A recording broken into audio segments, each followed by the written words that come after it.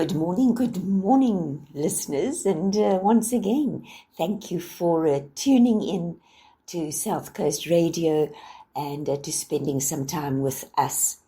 I'm going to talk to you about being emotionally available to your child or your children. I think it's important in this day and age where we as parents are so busy. We've got so many irons in the fire, and our kids are equally busy. If I just look at the amount of homework, the extramural activities, etc., that they are involved in, it is astounding. Definitely not like it was when we were kids and we could come home and play for 2 hours and then do homework and so on, and then maybe play for some more. These kids are coming home from school late. They've got homework to do. They have got their sporting activities, etc. And of course, mom and dad come home, they're tired. It's a long day, supper has to be made, etc., etc. So how are we emotionally available to our kids? Because simply being present is not being available. Parents come home, kids come home, it's how was your day? Fine. And then everybody scatters in their own direction. Kids either go and do homework or plonk themselves down in front of a screen of some description. Mom maybe flies into the kitchen to decide what's for supper, etc., etc. Dad has got his own thing going. And so we are all together under the same roof, but we are not available to our children. So to be emotionally available is crucial to the well-being of our children and of the family. We often talk about failure to thrive, where a child perhaps has everything money can buy, a lovely home, all the toys, all the clothes, everything else, but they're not thriving. And it can often be pinpointed down to parents that are not emotionally available. So how are we emotionally available? First of all, respect and empathy. Don't, when your child does come to you with a problem, just don't be so silly, it's nothing, don't waste my time, you're just being silly, don't take it so seriously, those kind of things. It may well be how you feel. And to us as adults, it may well be an utter triviality.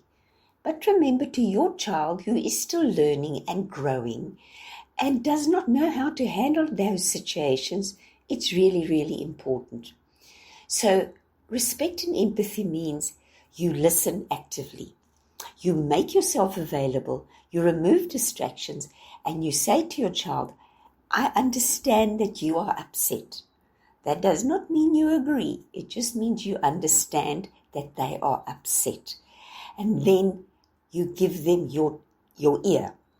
Tell me what is going on. Tell me exactly what happened. Tell me what he or she said and what you said and how the situation developed, evolved. Depending on the age of your child, it would determine the vocabulary that you use. And then listen. Listen and ask questions. And then ask perhaps, well, how do you think it could have worked out better?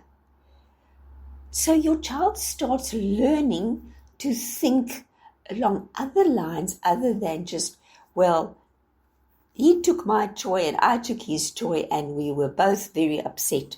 Or she broke my toy and I kicked hers, and so it went on. So it becomes a case of sitting down, listening attentively, listening actively, and showing your child that you are interested, genuinely interested in what is happening in his or her life. And then give your support. As I say, I understand what you feel. I understand that you are battling with this situation. But then let us, the two of us, come up with ways that can resolve the situation or prevent it from repeating itself. Or if needs be, you can help your child find a way to apologize if that is necessary. So creating a supportive environment, an emotionally supportive environment, starts with being available, starts with making time when there's no TV on, there is no distraction, cell phones are put away, and I am now solely focused on you. Tell me, talk to me. And then you can start together, you can start looking for the answers or a way forward. It obviously depends on what is happening in your child's life at that point in time. So parents, as I say, I know life is so busy for everyone, including our kids, that it's very easy to brush things off because they really aren't that serious. And from where we are as adults, it's a triviality. You haven't got the time or the energy to deal with it. And go and watch some TV and, within an hour you've forgotten about it. Don't do that. Rather put everything on hold and show your child that emotional maturity. Show your child how to deal with difficult situations. Show your child that you are genuinely interested and that they can come to you with anything. It doesn't have to be a major catastrophe for them to get your attention. It's the little things that they can bring to you and use them as building blocks, because the major catastrophes will come down the road, that I can assure you. What you also do by being emotionally available is you show your child that he or she can trust you with anything.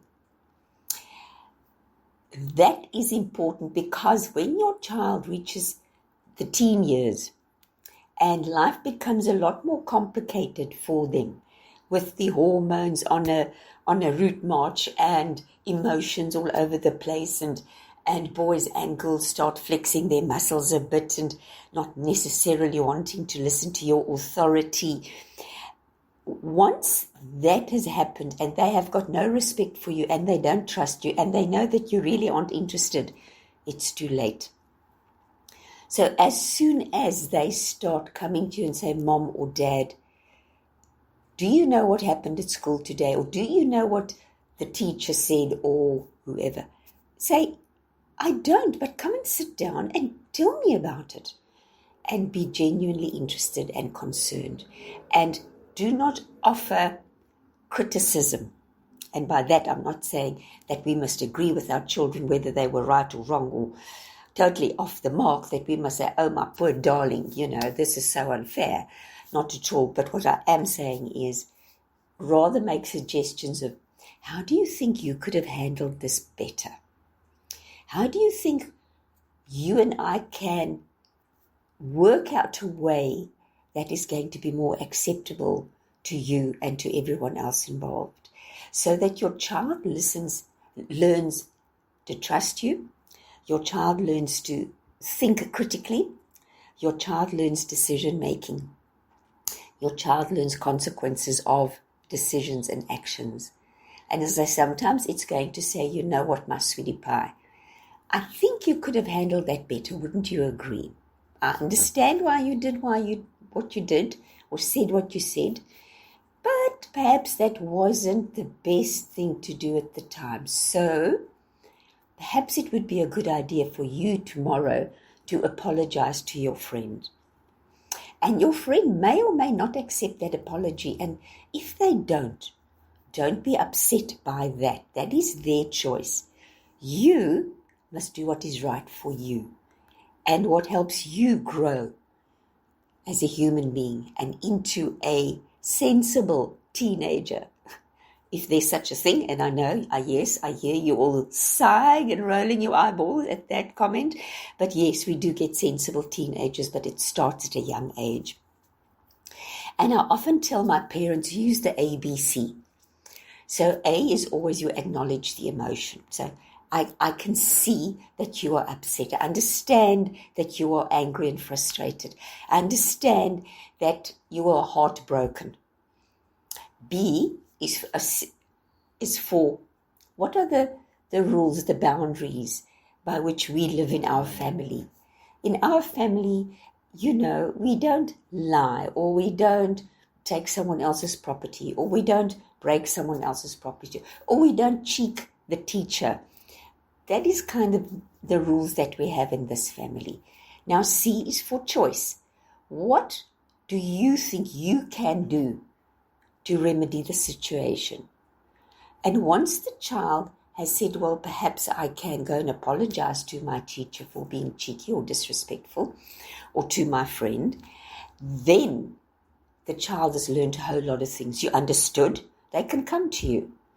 But there are rules in life, always, whether you are in life or in a soccer game or in a netball game or working for a big company, there are rules, and we have to adhere to those rules. And if we break them, there are consequences. And then we have a choice as to how to deal with those consequences. And we can either choose to exacerbate the situation to make it worse by making more poor choices, or we can make good choices that will ameliorate the consequences of our previously, let's say, poor behavior. And in that way, our child has learned a lot, and we learn a lot, and nobody has to lose their temper, lose their fluff, and get all, worked up and bent out of shape about something. You can say, well, I understand. So it's A, acknowledge the feelings, the emotions. B, for boundaries or rules. And C, then for the choice. What can we do about it? How can we make this better? Yes, I understand that Peter slapped you first, or he broke your favorite pencil, or whatever the case was. And then you reacted to that. But how do you think we can now fix this? Perhaps just saying, look, I'm sorry I reacted to the fact that you broke my pencil. I'm going to let it go, and can we be friends? Or, I'm sorry you broke my pencil, and I'm sorry for the way I reacted. And perhaps it's best that we limit our contact from here on going forward, because clearly there is differences in personal values. Again, it would depend on the age of the child that you are discussing this issue with. But parents, what I'm saying here is being emotionally available and being an emotionally responsive parent is invaluable to raising an emotionally healthy child, a child that is not going to have outbursts and tantrums, or that is going to crawl into his or her little shell and become a total introvert and be bullied by everyone who crosses their path because they don't know how to deal with situations. So maintain open communication. It's very important that your child can come to you with anything, however trivial, and that you can talk it through, and at the end say, well, now that we've talked it through, do you still think it's so serious or so important? And the child will hopefully say, no, mom or dad, thank you so much. I see it now for what it is. Or it is something more serious that you will spend time together working out what is the best way forward, the emotionally mature way forward, and the way that is going to teach your child to think, to critical thinking, to make good choices, and to be aware of consequences of choices and actions. Showing empathy, as I say, is hugely important. If we always tell our children, your feelings don't matter, you're just being silly, it's really not important, go and do something else, we shut them out. And as they grow up, that is going to turn around and bite you in the butt. And they are going to end up being emotionally unprepared for life. Check in with your child. Check in regularly with your child. You know, listeners, when my son was at school, every Friday afternoon we used to go to a favorite coffee shop of ours where he would have Death by Chocolate, which was chocolate cake covered in chocolate sauce. I kid you not. And we would just sit and chat about the week. What happened? How did the sport go? How did the tests go? What have you got on? Who said what? And it's amazing in that space where there were no distractions, what I learned about my son, what is actually going on in his life, what is bothering him, what is exciting him, what is he concerned about. Just that hour or so that we sat across a relatively small table, having a lovely snack and just talking and finding out what's going on. And it gives you an opportunity to say, you know what, I've noticed that you've become quiet, or that your room is a bit of a mess lately, or that you are spending a lot of time talking to a particular person. It may be somebody that you don't particularly want your child to have contact with, or it may be a love interest that you just want to help them to navigate at a certain age. But you learn these things when you check in with your child, and it is way more than, how are you? How was your day? Make the time to spend with your child, one-on-one, with no distractions. In a comfortable setting, as I say, ours was death by chocolate, and it became our special time on a Friday, unless he had some school commitment, a rugby match or something on. And then we'd make it a Saturday or so. And his dad would spend time with him on the sports field, whether they go and kick a rugby ball or play cricket in the nets or whatever. It was dad and son time, where again he can learn the role of the dad in the home. And I'll never forget one occasion my son said to me, Mom, what time is Dad coming home? I want to talk to him. And I said, well, about 5:15. What's wrong? And he said, no, Mom, this is for Dad. I need to talk to Dad about this. And I just loved that he knew this was something that was a man-on-man thing, and that he had the confidence and the trust to say, you know what, as soon as my dad comes home, I need to have a chat with him, which they then duly did. And of course, I can't all these years later remember what that was about. But children learn the different rules. And if you're a single parent, and there are lots of you guys out there, you have a slightly tougher job, but it does mean be attentive, check in with your child, make yourself available. If you spot something is out of kilter with your child, make time to chat to your child, not confront, not ambush them, but just to chat to them about it in a relaxed environment, and you can ease into it, and they can open up to you and say, you know what, Mom or Dad, this is what's worrying me, this is what's going on. I'm being bullied. Maybe they're being bullied in the social media space. Maybe there is something happening at school, and we can then as adults step in, give them the knowledge and the skills. But if it needs further intervention, we can step in and do what is required from us as parents to protect our children. So I hope that gave you some insights in how to be emotionally available to our children at a time where everybody is so incredibly busy. And if you have any questions, please feel free to contact me. And listeners, please keep your requests going. As I always say, we love hearing from you what is of interest, concern to you. And I hope you have a wonderful end of week, and that your weekend is great. It looks like it's going to be wet, but that gives us time to be emotionally available to each other. With that, have a wonderful day and a wonderful weekend ahead. The radio station you can't live without. This is your radio. This is South Coast Radio.